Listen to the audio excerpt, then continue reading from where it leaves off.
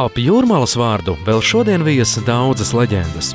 Viena no tādām ir kādreiz visā Padomju Savienībā pazīstamā Jūras pērle, kuras ēka gluži kā balta kuģa korpuss vēl šā gadsimta sākumā slējās pāri pludmales kāpām un smiltīm. Pašas Jūras pērles šodien vairs nav un runā, ka restorāns ņēmis nelabu galu, jo savulaik celts vietā, kur senos laikos atradies Senču kapu kalniņš.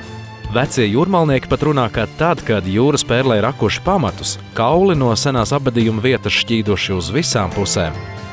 Taču atmiņas par Jūras pērli ir dzīvas vēl šodien, jo tieši šeit kādreiz radās pirmais profesionālais varietē.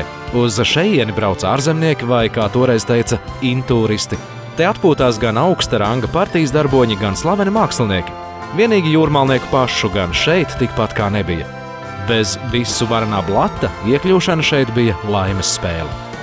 Pašas Jūrmalas pievilcība gan gadu gaitā nezūd. Tāpat kā agrāk arī šodien uz Jūrmalu brauc gan ārzemnieki, gan slaveni mākslinieki.